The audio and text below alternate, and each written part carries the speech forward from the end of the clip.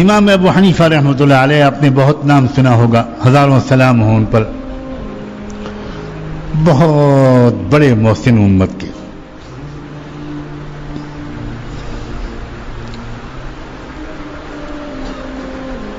رات میں معمول بنا لیا تھا انہوں نے، پوری رات اکثر عبادت کرتے تھے، عجیب ہمت تھی اور اللہ سے تعلق تھا۔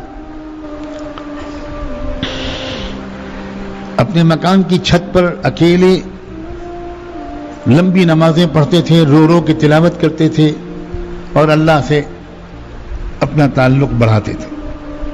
ان کے مکان کی سے ملا ہوا مکان ایک ایسے شخص کا تھا جو بیچارہ غریب آدمی تھا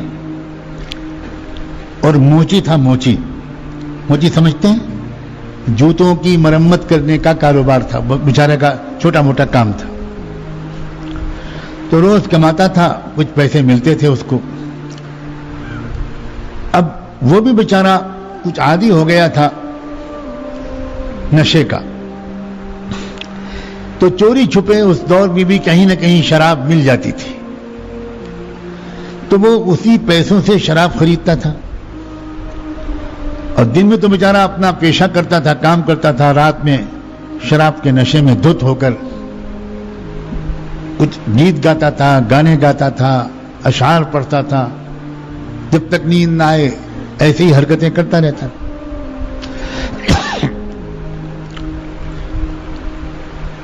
امام صاحب نے بالکل پڑوس میں ہونے کے باوجود کبھی نہیں ٹوکا۔ ایک دن ایسا ہوا کہ بالکل آواز نہیں آئی اور رات بھر سناٹا رہا، تو امام صاحب کو فکر ہوئی کہ میرا پڑوسی ہے، کیا بات ہے آج کوئی بیمار تو نہیں پڑ گیا؟ اس شرابی پڑوسی کے گھر گئے پوری امت مسلمہ کے سب سے بڑے عالم، سب سے بڑے اللہ والے امام اعظم اس گھر کے دروازے پر گئے، دروازے پر دستک دی، اندر سے کوئی نکلے لوگ، امام صاحب کو دیکھ کر حیران رہ گئے، ارے آپ فرمائیے کیا بات؟ تو ان کا بھائی وہ آج اس شخص کی کوئی آواز نہیں آئی پوری رات، تو میں ذرا فکر مند ہوا کچھ بیمار تو نہیں ہو گیا، کوئی اور میری خدمت، میرے لائق کوئی خدمت ہو تو بتاؤ۔ تو گھر والوں نے کہا کہ امام صاحب اب انشاءاللہ اس کی آواز نہیں آئے گی، آپ بھی بہت پریشان ہو لیے اور ہم بھی پریشان ہوتے تھے، اب نہیں آئی۔ کیوں، کیا ہوا؟ انہوں نے کہا ہم لوگ اس سے بہت تنگ آ چکے تھے، نہ خود سوتا تھا نہ ہمیں سونے دیتا تھا، ہم نے آج اس کی رپورٹ لکھائی تھی، سرکاری پولیس آئی اور اس کو گرفتار کر کے لے گئی، اب وہ جیل میں رہے گا۔ اس زمانے کی جیلوں میں اصلاح کی محنت ہوتی تھی، آتے تھے لوگ جرائم کر کے، نکلتے تھے لوگ نیک بن کے، تو اب وہ جیل میں رہے گا، انشاءاللہ وہاں سے سدھر کے آئے گا۔ امام صاحب کچھ نہیں بولے، خاموش ہو گئے، واپس چلے گئے۔ اگلا دن گزرا، امام صاحب کی اپنی علمی مشغولیات، پھر رات آئی۔ اب اگلی رات میں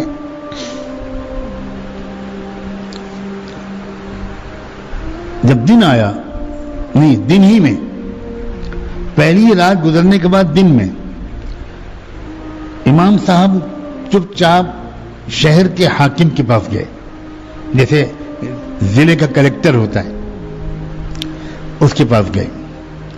اس نے دور سے امام صاحب کو آتے ہوئے دیکھا تو بہت حیران ہوا، توڑ کے اس نے استقبال کیا، شکایت کی کہ امام صاحب آپ خود کیوں تشریف لائے؟ آپ مجھے اشارہ کر دیتے میں آ جاتا، کسی سے کہلوا دیتا، سر کے بل حاضر ہوتا۔ وہ کلیکٹر جانتا تھا کہ یہ وہ بندہ ہے کہ جو پورے عالم اسلام کے خلیفہ کے پاس بھی نہیں جاتا، خلیفہ ہی ان کے پاس آتے ہیں، یہ میرے پاس آپ کیوں تشریف لائے؟ تو امام صاحب نے کہا کہ دیکھو جس کا کام ہوتا ہے اسی کو جانا چاہیے۔ تو وہ اور حیران ہوا کہ آپ کا کام اور مجھ سے، حکم فرمائیے، بتائیے کیا کام ہے، میں حیران ہوں۔ تو اس امام صاحب نے کہا کہ بھئی ایک میرا پڑوسی ہے، یہ حلیہ ہے، یہ نام ہے، مجھے پتہ چلا ہے کہ آپ نے اس کو گرفتار کروایا ہے، جیل میں بھیجا ہے۔ تو اس نے تحقیق کروا کے ان سے کہا کہ ہاں بالکل صحیح ہے، وہ گرفتار ہوا رات اور جیل میں ہے۔ تو امام صاحب نے کہا کہ کیا آپ میری ضمانت پر اس کو چھوڑ سکتے ہیں؟ تو اس شخص نے کہا کہ امام صاحب آپ کو شاید پتہ نہیں ہے، وہ بہت شرابی کبابی آدمی ہے، گھر والے پریشان ہیں۔ تو امام صاحب نے کہا مجھے سب معلوم ہے، پھر بھی آپ میری ضمانت پر اس کو چھوڑ دیں تو بڑی عنایت ہو۔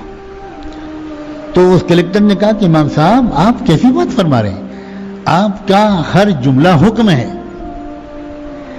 آپ کا فتویٰ ملک کا قانون ہوتا ہے، تو مجھے کیا اشکال ہے، آپ تشریف لے چاہیے گھر، میں بھیجتا ہوں اس کو۔ امام صاحب نے کہا کہ نہیں، میں انتظار کر رہا ہوں، میں اس کو اپنے ساتھ لے کے جاؤں۔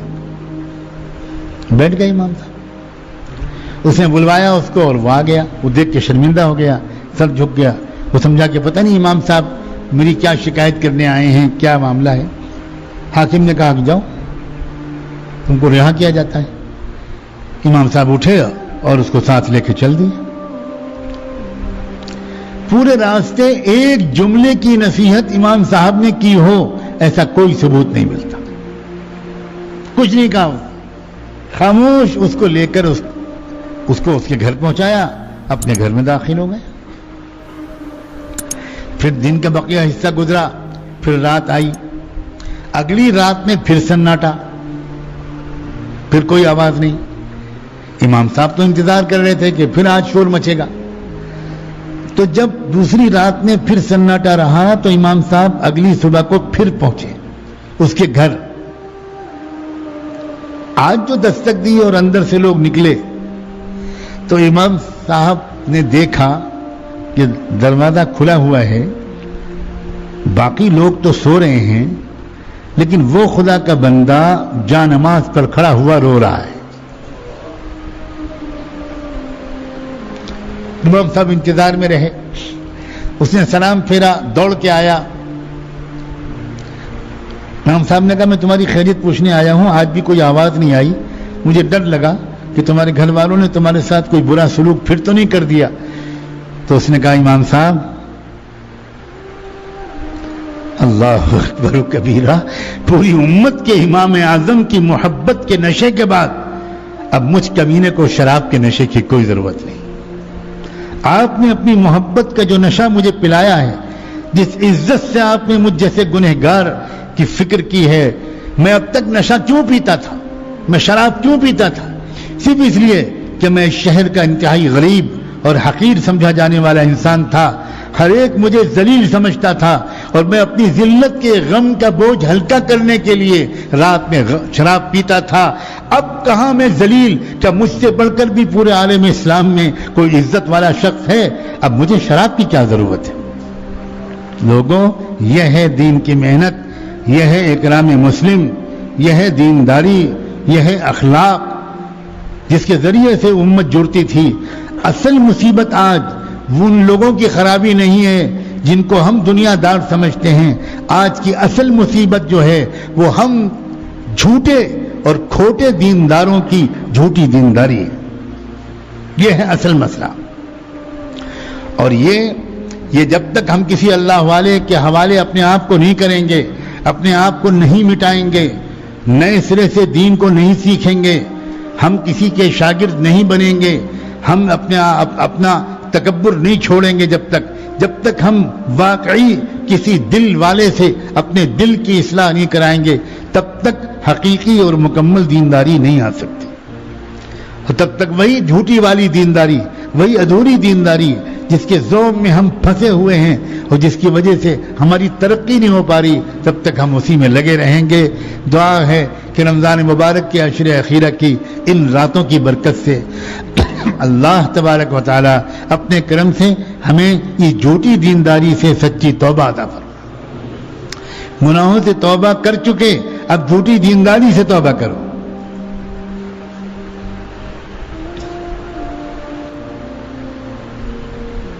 صورت شکل بنا لیتے ہیں ہم بڑے بزرگوں کی، اور اللہ جانے اندر کیا ہوتا ہے۔ یہ بڑی خطرناک بات ہے، یہ بڑی خطرناک بات ہے۔ لوگوں، میں تمہارا دل دکھانا نہیں چاہتا، ہو سکتا ہے کہ سب سے بڑا مجرم میں خود ہوں۔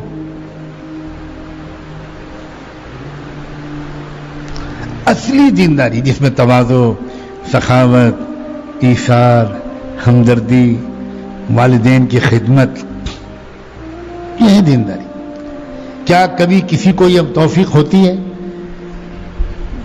کہ رات میں سوتے وقت وہ اپنے ابو جی کے پاس جائے، اپنی امی کے پاس جائے، امی ذرا سر میں تیل لگانے آیا ہوں، آپ کے سر میں تیل لگا دوں، آپ کے میں پیر دبا دوں، امی آپ نے بڑی مشکل سے ہم لوگوں کو پالا ہے، امی دن بھر آپ ہمیں ہمارے کاموں میں لگی رہتی ہیں، ذرا سا سر دبوا لیجئے، ذرا سا مجھے خدمت کا موقع دے دیجئے۔ ماں ہزاروں سلام اس کی محبت پر، نہیں بیٹا بیٹا تم اپنے کمرے میں جاؤ، بہو تمہارا انتظار کر رہی ہے۔ عجیب بات ہے، کیا ہے ماں، ہم نے ماں کی قدر کرنے کے لیے اس کا انتقال ہو جانے کی عادت ڈال لی ہے۔ ہم تب قدر کرتے ہیں جب ماں کا جنازہ گھر سے نکلتا ہے، اور تب پتہ چلتا ہے گئی، پرخلوص محبت کرنے والی ہستی گئی ہے۔ امام شافعی رحمۃ اللہ علیہ اتنے بڑے امام، جس دن امام ابو حنیفہ کا انتقال ہوا اسی دن امام شافعی پیدا ہوئے۔ زندگی بھر کا ان کا معمول تھا کہ رات میں سونے سے پہلے وہ اپنی والدہ کے پاس جاتے تھے اور اپنی ماں کا سر دبانا، سر میں تیل لگانا، خدمت کرنا، اور آخر میں چلتے چلتے ان کے پیروں کے تلوے چاٹتے تھے، اپنی زبان سے چاٹتے تھے۔ ماں کہتی تھی بیٹا یہ تم کیا کر رہے ہو، تم اتنے بڑے عالم ہو کر میرے پیر چاٹ رہے ہو، تلوے چاٹ رہے ہو۔ تو وہ کہتے تھے کہ اماں میں آپ کے تلوے نہیں چاٹ رہا، آقائے مدینہ نے یہ کہا ہے کہ جنت ماؤں کے پیروں کے نیچے ہوتی ہے، میں تو اپنی جنت چاٹ رہا ہوں، مجھے اس سے محروم نہ کیجیے۔ یہ کرو گے انشاءاللہ، یہ ہے کام کرنے کے۔ پھر دیکھنا وہ جو ماں کی دعا ملے گی تم کو، اس سے کاروبار کے دروازے بھی دروازے کھلیں گے، اس سے بیماریاں دور ہوں گی، اس سے دین اور دنیا دونوں میں ترقی ہوگی۔ عجیب مصیبت ہے، میں کیا اس بات میں بات نکلتی ہے، جن کو ہم بزرگ سمجھتے ہیں ان سے دعا کرانے کا معمول ہے، اور وہ بھی عجیب معمول ہے۔ ہر شخص ملتے ہی کہتا ہے خاص دعا کیجیے گا، خاص دعا کیجیے گا، میرے لیے خاص دعا کیجیے گا۔ اچھا بھائی عام دعا کس کے لیے کریں؟ آپ ہمارے خاص آدمی ہو، زندگی میں پہلی اور آخری بار دیکھا ہے آپ کو، اور آپ کہہ رہے خاص دعا کیجیے، کہے کے لیے خاص دعا کریں؟ کیا رشتہ ہے ہمارا آپ کا خاص؟ آج آپ سوچ رہے ہوں کہ حضرت کا موڈ کیا ہے۔ ابھی تو میں ڈنڈا لے کے نہیں آیا ہوں، اس کی بھی ضرورت ہے۔ حضرت عمر کے زمانے میں کوڑے کی ضرورت پڑ گئی تھی، تو اس زمانے میں ڈنڈے کے بغیر کام چلے گا؟ خاص دعا کیجیے گا، ارے کیا یار اچھی بات ہے۔ علماء سے پوچھو کہ کبھی صحابہ اس طرح حضور سے دعا کی درخواست کرتے تھے؟ یہ سب رسم ہے، بناوٹ ہے، بناوٹ۔ عجیب بات ہے، اپنی ماں سے کبھی دعا کی درخواست کی ہے تم نے؟ ہزار بزرگ ایک طرف اور ماں ایک طرف، اپنی ماں سے دعا کراؤ۔ یہاں سے واپس جانے کے بعد اگر معتکف ہو تو جاؤ اور سب سے پہلے اپنی ماں کے قدموں کو چومو، ماں کی دستبوسی کرو، اور ماں سے کہو کہ ہم نے آپ کا مقام نہیں پہچانا، پہلے تو معاف کر دیجئے، اور دوسری بات یہ ہے ابھی اسی وقت اپنے آنچل پھیلا کر میری ہدایت اور مغفرت کی دعا کر دیجئے۔ ماں کیا چیز ہے جانتے ہو؟ اگر بارش رکی ہوئی ہو اور تم اپنی ماں کے واسطے سے دعا مانگ دو تو میں تم کو یقین دلاتا ہوں اللہ بارش بھیج دے گا۔ ماں ایسی ہستی ہے، ہم نے اپنی ماؤں کی قدر نہیں جانی۔ یہ سب جھوٹی دینداری ہے، یہ جھوٹی دینداری کی کمیاں ہیں۔ جھوٹی دینداری والا تو ماں سے بدتمیزی سے بات کر لیتا ہے، الٹ کے جواب دے دیتا ہے، اونچی آواز میں بات کر لیتا ہے۔ دیندار ہے وہ، مسجد کی جماعت کا ذمہ دار ہے، اور ماں کا دل دکھاتا ہے. یہ جھوٹی دینداری. اللہ کرے کہ یہ بات جو آج میں نے کہی ہے یہ دل میں بیٹھے اور یہ آپ اپنی ڈائری میں نوٹ کریں, بھول نہ جائیں, اور بعد میں اپنی دینداری کو اس کی روشنی میں مکمل کریں. اللہ تعالیٰ مجھے بھی اس کی توفیق عطا فرمائے اور آپ کو بھی. آج کوئی اجتماعی دعا نہیں ہوگی, کوئی اجتماعی دعا رسم نہیں ہے. میں رسموں کے مٹانے کی کوشش کرتا ہوں. آج اجتماعی دعا جمعے میں ہو چکی, دعا مجلس کی پڑھ لیجئے اور اٹھ جائیے, اور پھر انفرادی اعمال کچھ کرنے ہو کریے. سبحان اللہ و بحمدہ, سبحانک اللہم و بحمدک, نشہد ان لا الہ الا انت, نستغفرک و نتوب الیک.